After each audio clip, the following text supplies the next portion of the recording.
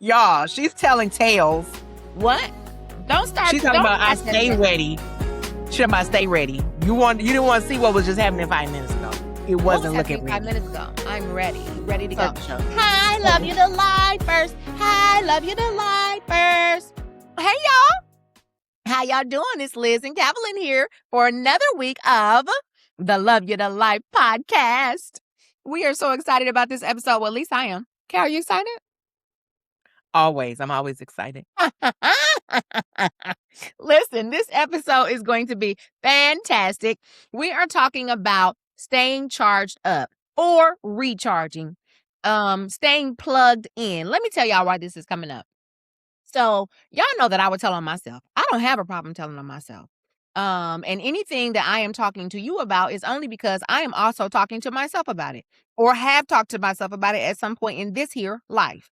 Well, the last couple of weeks have been super, I guess I'll say busy, but I don't really like that word. What's another way to say it? I'll leave it there for now. Super busy. I have training camp coming up, for football season. I have a toddler in the midst who is completely toddling. Okay. I mean, doing all the toddler things. I'll tell y'all more about that later. And then my doggy has not been well. And so we've had to go back and forth to the doctor with my doggy. And y'all, this is my whole family's dog, okay? My whole family's dog. So we've been trying to figure out what's going on with his little sweet self. And so if you can imagine the mind of a woman who is trying to keep a lot of things going, mind you now, I still have a business. I have a team at my office, all those things. And I am a woman. I am a friend. I am a wife, all the roles that come with my name too. And so there was a moment last week, I think it was, where I was just like, oh God, I can't go another further. Where are you, Lord? Lord, where are you? Is you here, Master? Master. And I made up my mind. I said, you know what? I said, when Bunny, my daughter, goes to grandma's house, I'm going to make sure that I plug in. Because I know when my battery starts to get low, and I said, I've got to plug in. And it was so funny because that day, within a 24-hour period, every single thing, like all the electronics that I had was saying low battery. That's what I thought you was going for. I thought you was going for the fact that your phone won't stay charged. That's what What? Well, that's what I thought. I thought we each have our own inspiration for where things come from. But I thought your inspiration was going to come from the phone that you've been fighting with. I didn't realize it was coming from this. What are you talking about? That was a part of it because here's the way. Now listen, we know that everybody don't believe like we do. I believe in the Father, Son, and Holy Ghost. Okay. So there are moments in time when I believe the Holy Spirit speaking to me. And one of the things that I think I'm gifted for is analogy and metaphor. And it helps me to teach my clients. It helps me to support my clients with stories for in ways they can relate to. And so what happened in that 24-hour period is every single thing that I needed was out of electricity. It was out of charge. My Oura ring was on my ring, my finger. At first, I saw it when it said like, hurry up and charge me. And then I looked at it and it was like, it's dead. Your Oura ring is not your charger ring, ma'am, because it's not going to tell you nothing about your sleep. It's not going to tell you about your calories burned. It's not going to tell you nothing, ma'am. And then and let her miss a step. If she misses a step, it's over.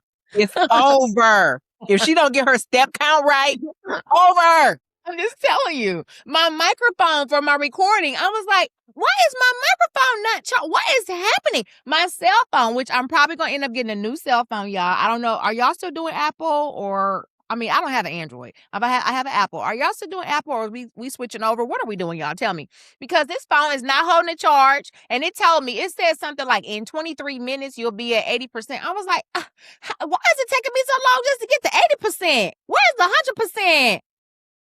And in that moment, I had this revelation like, Liz, that is the way the soul of you is, the heart of you is, the mind of you is. It has to stay plugged in. It has to stay charged up. And it was just a confirmation to go ahead and make sure that that's what I was going to do. And so I did. And here's the thing about it. If you don't let yourself get completely on E, then it won't take you as long to fill up. Right? So if you realize that the battery's going down, then you can catch it before you're on zero. because we really don't want to see y'all on 0, but I know some of y'all are on 0. And so what I noticed was, hey, it didn't take me that long, because number one, I identified what I needed to do. I knew what was going on within myself that was telling me, you better plug in here. And what I mean by plug in, but before I do that, before I jump ahead, Calvalyn, can you relate to what I'm saying? Let me find out. Let me check in. Does this ever happen to you? Yes. Okay. Could you tell us about a time you realized that you were, I'm gonna say, emotionally on 1%? I can't think of like an emotional 1%, but I can think about the thing that kind of comes to mind for me is like my body will like physically give out, right? Like I just will be like so depleted, and like I'd be like, wow, my gosh, I just had so much going on. And all of a sudden you like super, super sick. And it makes you slow down, and it makes you rethink things, and it makes you be more intentional with things. So I can remember like the two things that are like coming to mind for me are when I had shingles. Right. So when I had the shingles, I knew that I was like all kinds of turmoil. I was stretched way too thin. And my body was just like, you're done. We quit. I'm out. Tag, I'm You're out. done. Because if it's one thing that the pain of a shingle will do to you, it'll knock you for a loop. And we are medication lightweights. I Okay. mean, let me tell you something. I'm the thing for her. I'm definitely lightweight, but she even lighter. Because if she take a Benadryl, she'd be like, I "What think you day?" lighter than me. What you talking about? She'd be like, if she take a Benadryl, she'd be like, "What day is it? What day is it again?" So when they gave me pain meds for the shingles that I had across my whole head, right? So it's like all across my head, I had these shingles. You like touch my hair, and I was like, "What is this? Why is this I think happening?" it should be noted also that it was like you were so young to get shingles, Right. right? Like I had to go to the doctor probably 2 or 3 times, and they're like, maybe it's shingles, because it was like I wasn't, I've had all you need to have shingles is to have had chickenpox. So I wasn't at risk for it that way. But I think it was just literally like my life was screaming at me. And if I have to be honest, I probably wouldn't have sat down. I probably would not have sat down, but I didn't have no choice Right. for that little period of time. So I can definitely tell. And so that was like emotional, psychological, financial, just all of like I was on 1% on all of it probably. So that's probably the way that shows up for me. And I don't think it was exactly the same, but that little esophagitis I had the other, couple years ago, that was probably something similar. And it's just like this, when you think about your cell phone, we gonna keep that thing in our hand. It's gonna be right. We're gonna be using it. But when that battery go down, you just don't have no choice. And so, But I think that's such a big part of our conversation today, or needs to be, is that we will charge our phones all the time. We will make sure we do not leave without a charger. We'll have a charger in the car, a charger in our purse, a charger for at our sure, office. for We know sure. where the community chargers are in our buildings, whatever the case may be. We are gonna keep them phones charged I'm without sitting up there laughing what are because you I'm recalling when my college kid got caught with her cell phone on not being charged. And this one over here gonna oh tell Uncle Reg. sure Go did. tell Uncle Reg, right? So Uncle Reg is like the patriarch of our family at this point, right? So he's not necessarily going, he'll always call and check on the kids, stuff like that. But he's not as animated as me. Because he's just gonna say point blank Frank, the key all the kids, but I'm just gonna say whatever I want to say. It's gonna be what it's gonna be, right? That's not him. So, but he's like, listen, don't go nowhere without that phone charged again. And that's the end of it. And And that's that's it. It's like not no whole bunch of fluff, not no whole bunch of going back and forth. Just like, hey, and he'll do this. Hey, we good, right? and that's the end of it. My husband is a man of few words sometimes, and when you in a few word lane, that's when you know he's really serious about it. That's when you know he's not joking with you. So he was But like, some of y'all, God is telling you like, you unplug. And you sit up here steady playing. And you steady playing. okay.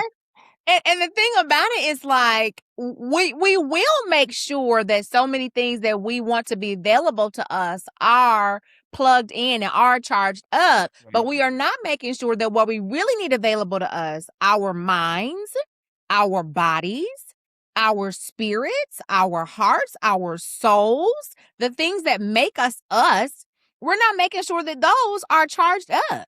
Right. And so, my question I want all of you to be thinking as we're having this conversation is, what are the warning signs for you when you are approaching that 1%? What does it look like for you when you're in the zone where you got, you know how on iPhone you put you in yellow when you're on low battery? When are you in the yellow? When are you in the low battery and it's ticking fast? What are the warning signs for you? You really need to know that. And the one reason that we want you to know that is because we also want you to know the opposite of that. Is what does it look like when you are fully charged? And what does a fully charged woman look like? What does she sound like? What kind of decisions does she make? Because I think when you're on low battery, you could be snappy. You could be emotionally sensitive, more sensitive maybe than other times. I know this one, for me, decision fatigue is definitely a sign that I'm on E. If I be like, they be like, what, Liz, what do you want? Nothing. Whatever y'all want to do, wherever y'all want to go, whoever y'all want to be. Don't ask me, I'm out. Right? Decision fatigue is the sign. Decision fatigue is one for me. The other one is also, for some people, it's going to be the opposite. You're going to be more reactive than normal, which means there's something that doesn't normally kind of get under your skin, does get under your skin and stays there. When I'm talking to people that are in that zone, is that everything feels like a fire. Everything feels urgent. Yeah. Everything feels like it needs your attention right this minute, which is not even remotely true. So those are some signs you can look for. If those things are describing how you have felt in the last few weeks or in the last 6 months, in the last year, you might be a person who needs to plug in. Would you add anything else to that list, Cal?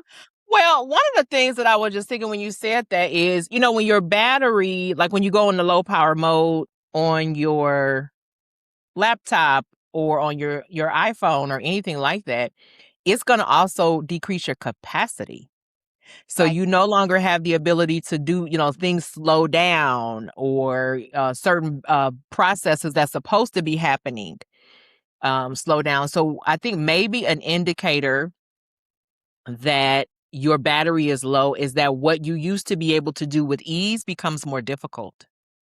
Right. Or feels like you don't necessarily feel like, well, I've always been able to do this. Well, what's different right now? What your capacity is right now. We talked about capacity a lot of different times, but I think it's a word that gets thrown around so many times. People don't really think about, like, no, we all have a particular capacity. And just like your battery after so many years can only get up to 80%, because that's all it's got, right? You might be in a season where even though you are plugging in, you have to still say, hey, this is as far as I can go right now. This is all I have right now. And that can be a seasonal thing. And that season can change. But the key is, are you checking in with yourself? Because that battery, that percentage is always going up or going down. It's very clear. And we're not a lot of times paying attention the way we should. Well, I think part of that is because as women, we are conditioned to behave that way. So Right. I would ask probably men one question and ask women the same question differently. But I would say, like, what are the battery drainers for us? Because Right. I think that we are conditioned to allow our batteries to be drained. We are what they sugar and spice and everything nice. That's what little girls are made of. Right. So Right. we're supposed to go along to get along all the time. But even in the biology of things, we are the mothers, we are the givers, right? So I think part of it is our natural disposition. But as you were talking, I was thinking, the old folks used to say the Lord won't put no more on you than you can bear. But I think people will. I think people will put more on you than you can bear. Right. And so you need to really know what your battery drainers are. And one of the things I've had to work on in my life is saying yes to things too often. I had to really get clear about what I was going to say no to. Because it was so important that I was saying yes to things I really wanted to be saying yes to. And that means that sometimes you have to say no to something that you don't want. So Right. you can say yes to what you do want. Um, in my high achieving work, when I'm working with high achievers, the other thing that I'm hearing for women, especially Black women, is social media comparison. Trying Mm. to keep the house like so and so keeps her house, trying to have those kids that look like so demure, trying to keep the career looking a particular way, and wonder the vacations, like the FOMO that people are getting because somebody else is taking a vacation, or they bought a new home, or they have a new car, or whatever. And it doesn't mean that you are jealous necessarily. It doesn't mean that you don't even wish the other person well, but sometimes it's just an internal conversation that you're having with yourself that you might not be paying attention to about whether or not you are worthy, or whether or not you Right. fit the bill, or whether or not you're matching up. So I think one of the first things you're going to have to do is figure out what is draining you. Are there some Right. situations, relationships, the mindsets that you are giving your attention to? Because we know that you're plugged into something. You just may Right. not be plugged into what needs to, that you need to recharge yourself. You may not be plugged into what helps fill your tank. And if you're not plugged into what you need, then you're going to be running on E sooner rather than later. Yeah, so I think one of mine is, and this is something that I probably rumble with a little bit, which is being emotionally available, because I feel like there was definitely periods of time where I didn't have the capacity to be emotionally available, and now I'm the only parent who is always emotionally available. Yes. And so, you know, it's not a bad thing because, and I think about this a lot. Part of breaking generational curses is that you have access and opportunity that you didn't have. So the fact that my children have access to emotional processing and the ability to feel their feelings and not be, shut up, I'll give you something to cry for. Like though, like the fact that they have access to that is a level of success. Right. However, Right. I'm, I'm a part of that process, which is why I'm like, listen, as long as there's breath in my body, I'm gonna always make sure they got access to a therapist, because Right. I got my role that I can carry, and I want somebody else to be able to carry their part too. But being available for multiple children, and if you present in multiple people's lives, and then you got like, maybe you've got friends or extended family members, and being available for all of them emotionally, people underestimate how draining emotional needs really are. I mean, to the point where, and I have, one of my daughters is very empathetic, right? Sometimes just being out amongst the people is like, oh God, all this energy, I got to go back home. I'm Yes. tired. Yes. Because there's just so many different moods and thoughts and feelings. And, God forbid you a compassionate human being in a world where there's so much suffering. It's like, whoosh, you can be drained and never even get to the things that you actually want to be able to do. So Yes. I think that's one. And then probably the other one that um I'm less I'm gonna say I'm less prone to this one, but I think busyness is an energy drainer, right? The idea that every single minute has to do something. I am doing much better with this now, but we productive people over here. Look, I got my planner. I'm put everything on my dates. Like productivity is something that I very much enjoy. Crossing something, I will write something on my to-do list so that I can cross it off. We love to If I cross something if off. I I love it. accidentally did something that I wasn't on my list, it's going on there so I can cross it off. But there's also value in not doing anything at all. Like I Yes. don't have to produce 24/7. I am not a machine. I don't have the ability to have my battery replaced. So not being busy without a purpose, like that, I think that piece is definitely something that is draining a lot of people because and here's the thing, listen, this is gonna come out right before back to school time. It's gonna come right before back to school, like My ears summer are. sports time, I don't know where all she's these going with different this. things. Everybody and they mama is gonna have something to add to your calendar for the fall. Yeah. Everybody's gonna tell you something. Well, can you volunteer here? Well, can you do this? Well, can I do that? When I tell you, I told y'all before, my kids always had a rule: one sport and one activity. Y'all that spend it all 6 days a week in the car, and then Sunday is all day back and forth to church. Y'all better sit down somewhere. Do what? You want him to sit down? You want him to Sit sit down? down. Sit down serving. Y'all better sit down somewhere. Because that busyness makes us feel like we're doing the right thing. But and I even seen like a couple of people doing videos recently about like when people really look at like the economic cost of that busyness and what that means, and then the physical cost of that busyness and what that means. Like, yes, you want access and opportunity and you want to have a rich, full life, but there should be some white space on your calendar. And by white space, for me, some of that white space is silence. It is not it is not a TV. It is not jazz in the background. It is not even a sound machine. It's not no white noise. It is silence. And it doesn't have to necessarily be long, but you'd be surprised how your nervous system can reset just by sitting in silence for a few minutes.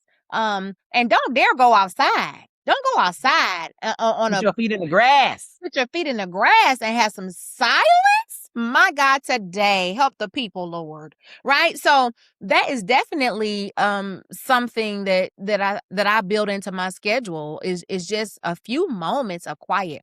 But Cash, we're talking about that busyness that can show up, especially for moms and women in the back to school time. And I'm gonna say, and I definitely want to say women, because I was not always a mom, but I was still an auntie. I was still a godmother, still that person who's jumping in to help support your sister that is the mom, right? And so you are not immune from this conversation about how things look when somebody else's kids is going back to school. Because I know a bunch of aunties that's on the pickup list every day, picking up some kids for a relative, right? So, and great aunties too. And great aunties too. And so as we're thinking about this is the question that y'all sit with me. Put your seatbelts on for a second. Here she go again. This question could be a little strong. I think this question could be a little strong. Which battery drainer is the most socially rewarded? Oh, not the social rewarding. Oh, that's rude. I had to say it. Because here's the thing. So much of the things that we are doing, when you're the high achiever, when you're the family hero, when you're that person, you get accolades. People pat you on the back for wearing yourself to the bone. People praise you for wearing yourself out. They want you just this close to what they used to call a nervous breakdown. They want to praise you till you're this close to just can't take it no more. And so we have to be honest about the fact that some of this is socially rewarded and culturally expected. And as we are encouraging our Lovey-Lifers to look at their lives and see where they need to recharge and also where they need to unplug, we have to have some conversations about how it's going to feel for them if they are no longer getting that approval from their network. Am I lying? If I'm lying, you can say it. The question was, which battery drainer is the most socially rewarded? That was the question. I mean, there's two places that I know it is rewarding to overgive, give until your battery is dead. There's two places that I know it is always rewarded. Uh-oh. Don't do it. Don't do it. Don't do it. Number one. She's going there. I don't go number two. So number two. I'm gonna go number two. Number two is in any type of a caregiving employment situation. If you are a caregiver by your career, a teacher, a nurse, a therapist, they are going to praise you for overgiving, squeezing somebody in, picking up an extra shift, volunteering for a committee, volunteering to sponsor a after school activity. They gonna give you a plaque and a gift card to Michael's, but they not gonna even give you no money. They gonna say you're the teacher of the year, and it comes with nothing other than a reward. Michael's. Why did you say that? That's what they give you. Oh, some flowers from the Myers too. They give you some from Trader Joe's. Maybe they go to Costco. Okay, but that's what they're gonna give you. It is constantly rewarded. You are you are platformed when you are the super volunteer. But the number one place. I knew she was coming to the number one. I know what she's going to say. I know it. I The know number one place where it is socially acceptable to wear yourself down. Why are you doing that? Why are you doing that? It is the church house. Because listen, I'm thinking about the old mothers that was ankle swole as all get out. They was gonna get a they was gonna get a shout out from the pulpit about the cakes they was baking all day. Cakes they was making and that they was serving and frying that chicken. I can see them walking right now in the basement of the church, tired, ankle swole. I can see it right now. Hollering at the kids, telling you slicing the cake too wide. You gotta make it stretch. You gotta slice the cake a little. Look, but they was gonna get a shout out from that preacher on the pulpit. Okay. So for you to have to give up that's saying something. So mama might be tired. Mama was working. She gonna come home. She gonna make that cake. She gonna make 4 or 5 cakes, be up half the night baking and making sure everything is cool just right. You're not lying. You're not lying. And the same thing is true now. It might not always look the same now, but the same thing is true right now, where there's, children's church, sunshine choir, all these different things. Vacation Bible school. It's vacation Bible school time. How many people? Raise your hand if you served in vacation Bible school this year, and the people that had the kids that was in the vacation Bible school wouldn't help. It happens. I cannot tell you how many times I've been running the GFS trying to get some stuff for vacation Bible school. Did not have child at first, just trying to help the children. And it was so many people, and I was dog tired, and people with the kids was not doing it. And here's the thing, I am not even opposed to that necessarily, but I'm saying if you are the person that we're talking to, you know who you are. If you are the one who ends up carrying that load, because it's not going to be everybody. We're talking to the people who find themselves here, who know that they have had a hard time saying no, that they like to fulfill people's expectations, that there is an expectation in their family, in their social network, in their community, in their employment, that they're going to be the come through queen, and it is costing you too much, and you are in a perpetual state of 1%. And here's what I want to make sure that we touch on. I'm not telling you that you can't love it, that you can't like it, or that you can't do it. What I'm saying is, if it is in competition with you maintaining your physical, emotional, financial, or spiritual well-being, it is not divine. God would not put you in a position to do something that's going to deplete you.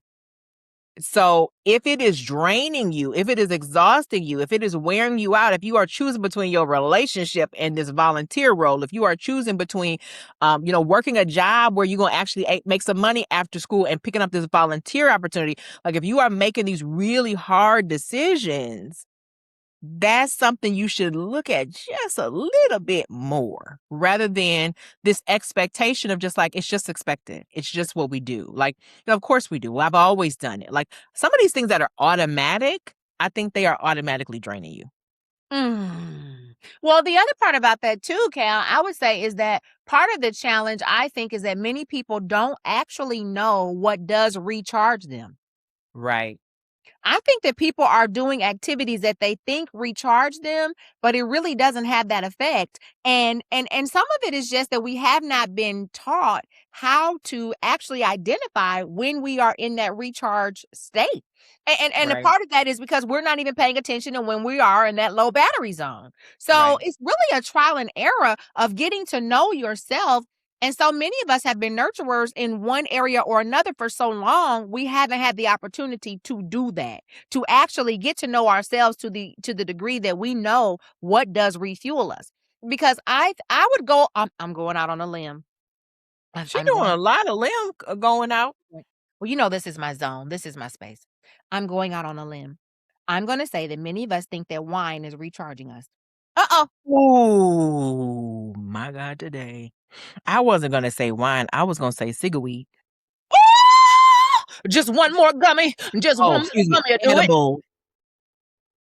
Just one more gummy will do it. It's taking the edge out. It's just taking the edge out. I am not in any way saying don't have your gummy, don't drink your wine. That is not what I'm saying.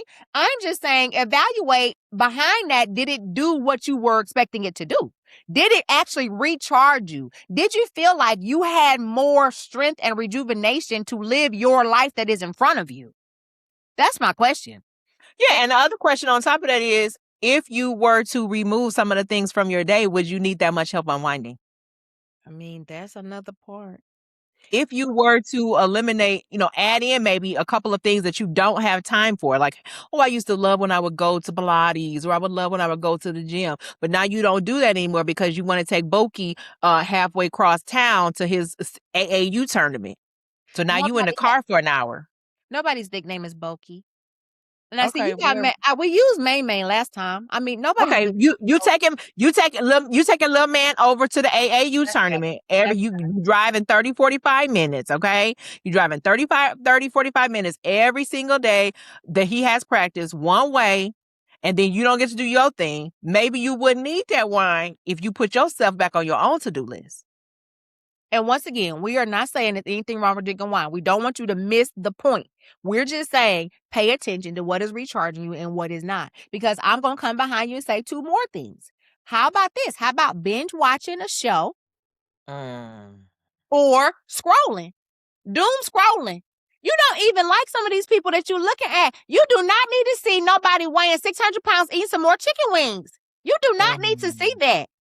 You don't. It is plenty of stuff out here that is not doing anything for the soul of you, the heart of you, the dream that you have. There is plenty that you are eating and digesting that is not feeding any part of you that you want to grow. So I'm putting that on the same list too. Oh, here's one more. I'm going to say this one. Shopping.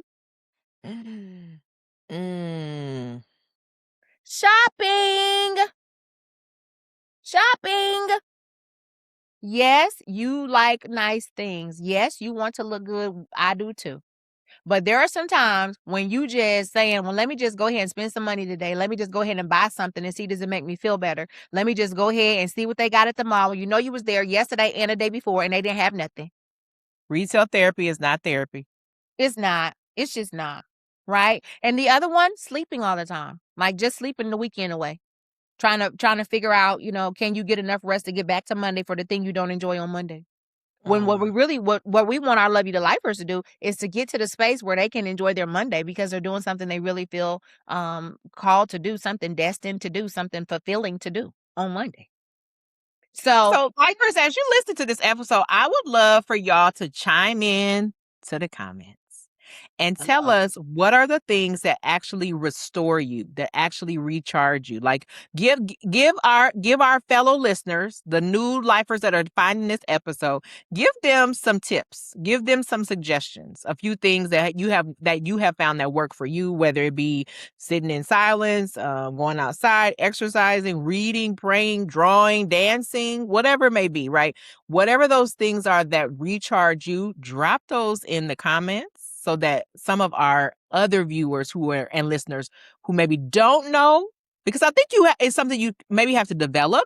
You have to discover it or uncover it. So give them some suggestions. And here's the next thing. Here's the next step after that. Once you have identified the things that recharge you, stop canceling them. Oh my God, today. Stop canceling them. Put it in ink, not in pencil, baby girl. Put it in ink. I'm going to pencil that in for myself. No, it's in permanent black marker. Do not cancel it. Do not cancel that massage that helps your hips feel better when you get off the table. Do not cancel that moment of solitude where the wind is just blowing and you are drinking some lemonade. Do not cancel that moment of silence. Silencio, por favor. Oh, that's what my Spanish teacher used to say. That's my Spanish teacher. Speak Spanish. No, I really don't. I just remembered it. Silencio. I don't know where that came from. I don't know where that came from. Doctora Willis says, silencio, por favor. Get quiet somewhere. Get somewhere, sit down and get quiet. Please. And right. And it's not, so do the things that feel good and make them a part of your routine. Make them a part of your life. You will, I'm gonna say it one more time. You will make room for 80,000 things for other people in your life. But say, I just don't have the time, child. I just don't have the time. Why not? Why? You have the time. You're not making a calendar. What's on there? Right. And so we have to ask, like, would you have more time if you spend a little less time on social media?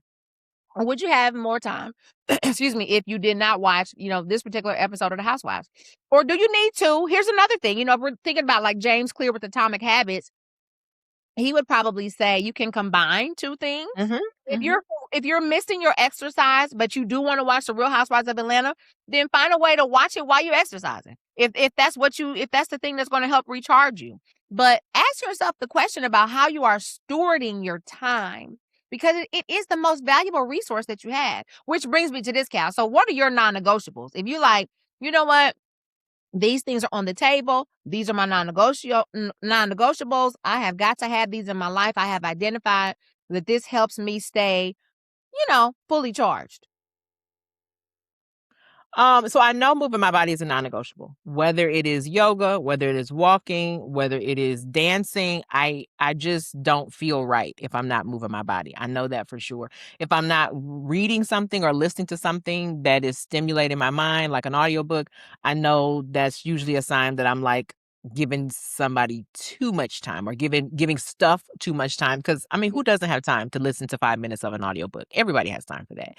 And Mhm. it feels good, but so those 2 I know are, non-negotiables for me. I definitely know that when I have a real good solid devotion and meditation time, it's like chef's kiss, right? But sometimes, again, and this is the kind of point I wanted to make about that is, sometimes you won't get the full thing, but you get some of it. So Right. maybe like I can't do a whole like some mornings it's like I just gotta stay here. Me and Jesus gotta talk this out until I get to where I need to be Right. because I Right. need to just like, hour on in. And I could go like, look, it's noon, Jesus, is I'm working today, or is it just me and you? What are we doing? Right. Oh, Lord. But sometimes you're like, I only have 5 minutes, I only have 20 minutes, I only have, whatever time that I have. And so I have like a playlist of workouts that I do from YouTube. And sometimes it's like, okay, it's a 15-minute morning. It's either going to be 15 minutes or it's going to be nothing. So it's going to be 15 minutes, right? And I might be able to get a chance at some point, throughout the rest of the day to do something else. So it's important that you have a robust list of things that can recharge you because I guarantee you have a robust list of things that are draining your battery. I Exactly. guarantee it. And during Exactly. the pandemic, I think that's one of the things that came up is that so many of the things that people were using, they didn't have access to in that same capacity. If you are a mom and you really value the fact that you can drop your kids off at daycare or preschool or elementary school, and now not only can you not drop them off nowhere, you are supposed to become the algebra teacher and you hate algebra and teaching. Oh, my goodness. It's like you realize like I don't have anything. Well, now that the world is technically opened up, but a lot of times people's like maybe your budget has changed. And so you can't afford the same things that you used to afford, or you're consciously making a decision that, hey, right now for this season, this money needs to go to this thing and not that thing. Do you have something else that can replace that? Because at the moment when your money is tight, that's the last time you need something to like not, you know what I mean? Like you still need something to recharge you. Right. You still need something to fuel you. So Mhm. look for as many ways as you can that recharge you. But part of that, and this is the foundational thing, I think, you have to be able to check in with yourself and know where you are. A lot of us are just on autopilot and we don't really know how we feel. We don't know, like, am I happy? Am I sad? Am I tired? Like, we just are just going through the motions, checking the boxes, and we haven't really exhaled to actually see like, well, what do I think? What do I want? How do I feel? Let me think about that. Let me pause for a minute. How many days have you gone without actually like pausing to actually think about what you actually want, what you actually need, how you actually feel? So I think that is the foundational piece of all of this because if you don't know your neutral, your baseline, you won't know when you are fully charged and you won't know when, like in theory, right? You're not going to always be at 100%. No. But I hope you riding around 70 or 80 before, on a consistent basis and plugging in periodically. Right. But some of y'all Some of y'all in the yellow and y'all live in the yellow. living, In the yellow, live. yeah. And so I would take a different strategy to it. Just so for somebody else listening, if they're like, well, I don't really know, then one of the things that you could do is to just consider some things you need to stop doing. And Mhm, so some of mhm. my non-negotiables now is I do not do a lot of multitasking. when I'm with my daughter, I'm not working. When I'm working, I'm not with my daughter, because I noticed that when I thought like, oh, I could just jump on and do this, send this email right quick, or do this one little thing right quick, it felt like I was not being good in any space. I didn't feel good on the business owner side. I didn't feel good on the mommy side. So, on the days when she has childcare and she's not with me, I'm putting in that work on those days and those moments. And then when she's get home, it's mommy time until she goes to bed. So, I don't know I can't say what everybody's life looks like regarding child Right. rearing and where they are in that part of the journey, but look for areas where you are multitasking anywhere and ask yourself, how do you feel about that? Because I think that it's not as effective as we think it is. And then depending on the conversation that we're having in our own heads about how well we're doing two tasks at one time, Right. is as a whole nother conversation. So that is definitely a non-negotiable for me now, is I'm not going to try to do those two things at one time if if as I would have normally done it before. It is something I Right. would have tried before. And so then the other thing I would add is that I think it's the silence for me. Silence is the non-negotiable. Mm. And here's the way that I definitely will use it. I think you need about 3 minutes in between activities. So if you're going from one meeting to another meeting, find yourself 3 minutes. If you have to go and hide in the bathroom at work for 3 minutes, go in the bathroom and hide for 3 minutes and just take a couple of deep cleansing breaths right before, because nobody's talking to you in the bathroom. You go in your stall, Hopefully. hopefully, right? Hopefully you have a clean stall at your office, right? Or wherever you work. But that is one of the things I think is a non-negotiable for me, is that I'm going to try to get to wherever I'm going a few minutes early so that I have a couple of Mhm. minutes to sit quietly. And then before I transition to whatever the next thing is, a couple of minutes to transition before I go to that next thing. So those are You kind know of who else does that really well? my. Quamina. Oh, okay. Shout out to So Quamina C. years ago when we started looking at her schedule, when she came back to our office to kind of work part-time. She's like, I can handle 3 people on any weekday that I'm working. I just need some space in between them. Right. So we had like she would have, so let's say our availability was, 8 a.m. to 5 p.m. She could like we could do whatever we wanted, but we couldn't stack them back to back. And Yeah. I was like, okay, cool. But and like, that's one of the easiest things to do, like in office, like, hey, we just know that she needs a space in between her appointments. Yes. But I know people, therapists, who will cram 6 and 7 people on a session. And one of my clients said recently, she's like, I didn't realize how long it would take me to recharge from the speaking engagement that I did. She did this really, beautiful like EMDR experience at a retreat for a group of women. And it went really, really well. But she was surprised how long it took her to kind of like bounce back. And I was like, well, you are in an emotional space. You're doing therapeutic processing with multiple people. It happened to also be like her first time away from her child. So she was like away from her child overnight, which is an entirely different emotional experience. And I was like, Right. yeah, she's like, it took me like a couple days to like really feel back up to my regular self. And I said, that makes sense to me. And also, that's how we build our lives, right? We need to build our lives giving ourselves that capacity. If you work 2 12-hour shifts at a hospital, they don't expect you to come back and work Monday, 12-hour shift. You're going to work those 12 hours a shift. They're not going to see you till Thursday or the following weekend or whatever. But we sometimes just go, go, go, do, and don't put even a 10-minute break in there. But, and and when you say going someplace, get someplace early, that is a Sunny Man's original. My daddy wasn't rushing nowhere. He wasn't, the man was never late, Not never late. saw him run. But he was going to pull up. He was going to have time to get in, whistle a little bit, cross that leg, and he was going to be comfortable. Maybe it's a Southern thing, right? But it's not the way most people live. Most people are running from place to place like their hair is on fire But that's because it's 24/7. socially rewarded. That's because it's socially rewarded in many spaces. Not in all spaces, but in many spaces, we are acting like that is the way to live. And here's the thing about the United States, that I think one of the things about our culture is that we act like this is the only way to live. And it is not. There are cultures all over the world that think that we are nuts and bobo and Bobo Nutsy that we live and practice living the way that we do. There are so many cultures and community that do not do time the way that we do, and they think that we are nuts because of the way that we are living. And so, we have to ask. So I wanted, as you were talking, I wanted to make sure this is a point that I did not want to miss, and that is, don't expect anybody to approve of what you are doing. Oh my God, today. Give yourself the permission.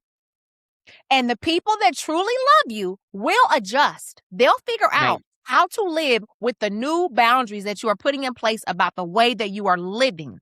But do not expect that people are going to congratulate you and applaud you and support you in making this change, because it may not suit them.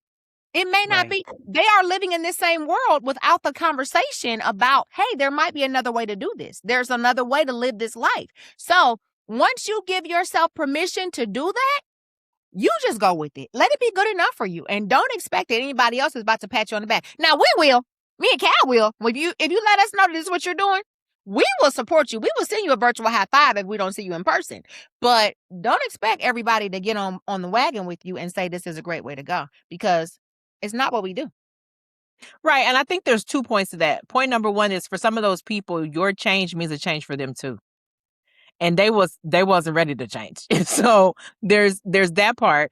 And then the flip side of that is people for whom watching you change reminds them of what they need to change. There you go. So they're not like jealous of you, but they're like, why come I ain't got that? Who she thinks she is? Who told her she didn't have to do that? How come she not over here serving popcorn all weekend long to these kids?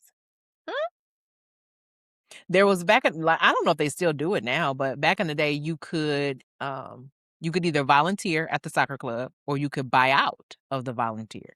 So you would have to pay a certain amount of money to buy out of it. And, back in them days, when my kids played soccer, y'all, I was broke. So I was like, what I'm supposed to pay? I'm supposed to buy out of like 4 kids? Like, no, that's like a whole extra registration. I don't think so. So I would just go ahead and do a volunteer, which I eventually probably into a job, but that's a whole nother story for another day. Anyway, but the bottom line is, I was like, oh, wouldn't that be interesting? But then there's also that little twinge. That little twinge is like, but everybody should help. Oh, is that how it sounds? That's how they sound? Everybody should help. That's what they say. And here's the thing, and I think Emma Green said that she had that same experience, like because she says one of her points is she has nannies who open the emails and keep up with her kids' schedules. That's not something that she does. And she's like, when she actually gets there to like drop off the kids or pick up the kids, you're like, oh, how nice for you to join us. Oh, it's so nice that you were able to make time for this. They don't do that to dads. They only do that to moms. They really don't. I have never seen a dad. So the opposite of that, the opposite of that social rewarding is the social shaming. Oh, that's a good one. We probably need to do a whole episode on that. That's probably a whole nother episode. Yeah, that's a whole nother episode, y'all. Social shaming. Ooh, that's a whole nother one. I mean, it just came up. I don't even know. Because I'm not shaming you, and maybe back in the day I might have shamed somebody, but I'm like, do you, boo-boo? Do it good. Because you're the only one who has to live your life. Only your life is in front of you, and you're the only one who has to live it. And the reason why we started this podcast is because we wanted to come alongside you and support you in living your absolute best life. A life that you love to wake up to every single day. That's why we were at the Love You to Life. I'm not going to do it. I'm not gonna reference the Cosby Show. She's holding it in.